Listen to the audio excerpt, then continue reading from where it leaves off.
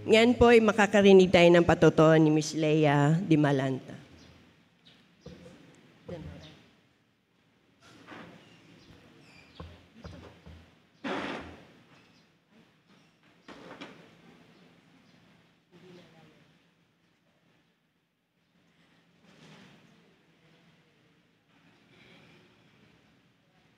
Naka-FB Live tayo, no?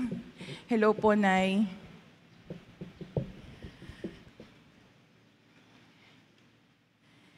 It was my mother who took notice of my interest in music as early as my toddler years.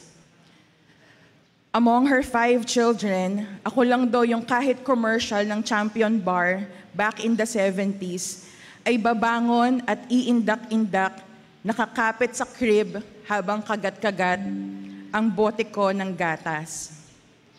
Di ko po alam kung familiar po kayo dun sa commercial. Champion Bar ay narito na. Ayan, di ba maiindak naman talaga tayo dun? O baka ako lang. Nung ako daw po ay nasa kindergarten sa St. Anthony Learning School sa Cainta, bulol pa rin daw po ako. Pero bilang preschooler, hindi naman ako aware sa sitwasyon ko at pwede pala yun maging hadlang sa gusto kong gawin. This story is a lost memory, pero ang nanay, she would share this incident kung kanino sa tingin niya ay relevant ikwento. Nung umuwi daw kasi ako from school, I was in kinder 1, sinabi ko daw sa nanay ko, na manood siya ng practice namin kinabukasan. Nay, may practice kami bukas, punta ka. Kasi sabi ko daw, kasama ako sa Christmas program. Sumama nga ang nanay ko. Naghintay matapos ang klase para makapanood ng sinabi kong practice. Natapos ang practice. Pero nandun lang daw ako. Sa tabi niya. Sa pagtataka niya, tinanong niya ako, bakit di ka naman pumunta dun sa harap, tapos na yung practice niyo? Tsaka ko daw sinabi, Nay, kausapin mo si Miss De Guzman. Sabihin mo, isali ako. At kinausap nga ni nanay si Mrs. De Guzman, at nalaman ng nanay ko, hindi naman pala talaga ako kasali. Kasi kinder 1 ako noon, so yung program, yung mga kakanta is para sa mga kinder 2. I just happened to, sabi ng teacher ko, medyo advanced daw yung skill ko, kaya dun ako sinama sa kinder 2. So when they made the announcement na kakanta, so para sa mga kinder 2 yon. And bukod doon, bulol nga daw kasi ako at hindi ko daw makanta ng maayos yung kanta. Nakipag-bargain ang nanay ko on my behalf. Sabi niya kay teacher, Teacher, bigyan mo ako ng 1 week. Bigyan mo si Leia ng 1 linggo. At kapag nakanta niya, sana isama mo na siya sa Christmas program ninyo.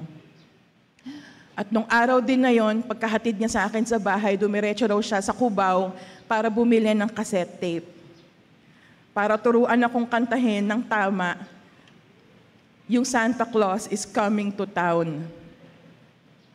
Kasi nung panahon doon na yun, pinakinggan niya ako, sige nga, kantahin mo nga. Ang sabi ko daw, oh, you better wash, wash, you better rush, rush. Ayan, so sabi, napatunayan niyang hindi ko pa nga talaga kaya. At dumating ang Christmas program, 2 ang kinanta ko. Isa, Santa Claus is coming to town with the Kinder 2 group at solo, Away in a Manger. Doon nagsimula si nanay, natutukan akong turuang kumanta hanggang nagtuloy-tuloy na yon at nakakasali na pati ako sa mga singing contests mula elementary hanggang high school. Noon sa Our Lady of Peace School sa Antipolo.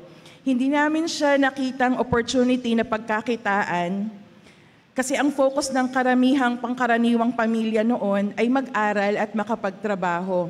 Besides, dito sa atin, looks matter. Kaya minsan sinubukan din ng nanay ko na isali ako sa hinakaya, Little Miss Philippines. Pero hindi po talaga ako para doon. Teacher na ako noon sa Rizal National Science High School nung muli akong nagkaroon ng opportunity na kumanta in public. Sinama akong isang vocalist ng DN Harmonics ng DepEd Rizal at doon ko nga po nakilala ang mga musicians na katulad ko ding guro. At ang drummer po namin doon ay si Kuya Dino. Bata pa lang ako, gusto ko na nga daw talagang kumanta. Pero lumaki at tumanda ako na hindi malinaw sa akin kung para saan talaga ang kakayahan kong ito na kumanta. At tulad ng mga bagay na hindi ko naiintindihan, madalas hindi ko ito napapahalagahan. Hindi ako naglaan ng panahon, i-develop siya. Hindi ko rin masasabing iningatan ko siya. Ang alam ko lang, I was born with it. I was born to sing. And just like other traits or possessions a person have, if not used and treated right, in some cases, they are taken away. Just like in the parable of talents in Matthew chapter 25, verse 14 to 30. Or worst, they get used by the enemy. In Proverbs 18, chapter 18, verse 27, it says, idle hands are the devil's workshop. Idle lips are his mouthpiece. And when I say idle, when it says idle, it doesn't just mean being lazy or avoiding work. Being idle can also mean doing something pointless. Just like me, for the past many years, singing without a purpose, without a godly purpose.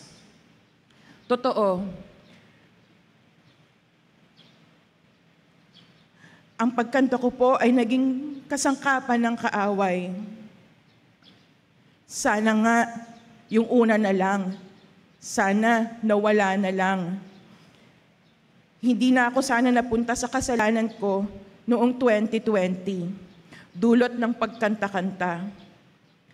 At kasama na rin po siguro yung epekto ng pandemic na nakaranas ang karamihan ng effect ng isolation. Pero doon ko po napatunayan ang sukdulang pag-ibig at biyaya ng Panginoon.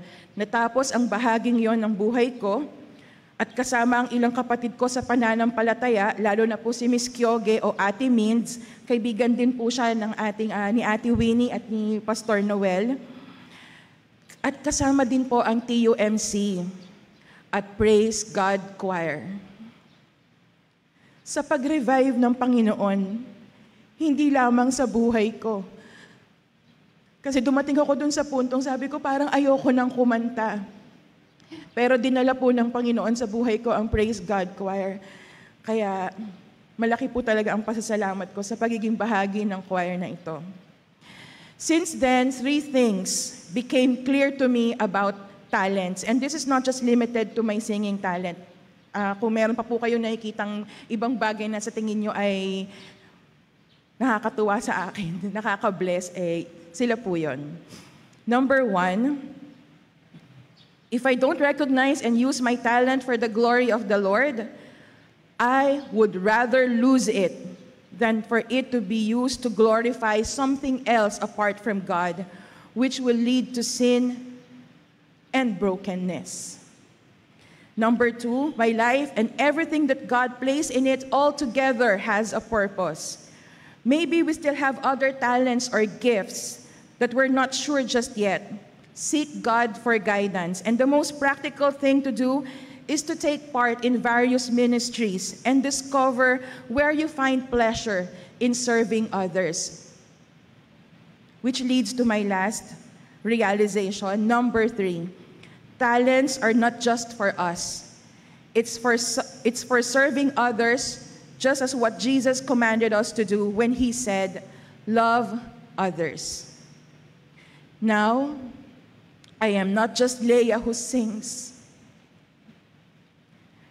I am Leah, member of TUMC Masters Beat Band and TUMC Praise God Choir. I wasn't simply born with a talent in singing, but rather, I was entrusted a ministry to bring comfort, to encourage, to inspire, and to bring the message of God's love and peace through singing. Sabi nga po sa 1 Peter chapter 4 verse 11, maglingkod gamit ang lakas na kaloob sa iyo ng Diyos upang sa lahat ng bagay siya'y papurihan sa pamamagitan ni Hesukristo. Sa Kanya ang kapangyarihan at karangalan magpakailanman.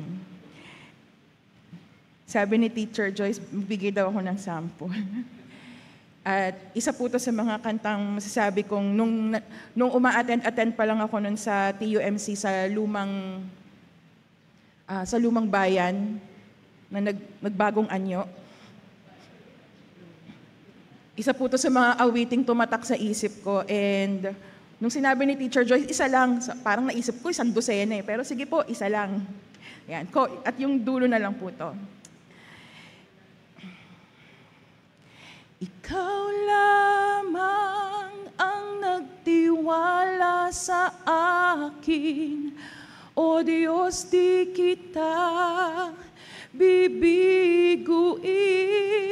Magtatapat sa'yo, maglilingkod ako, O Diyos, kay buti mo. To God be all the glory.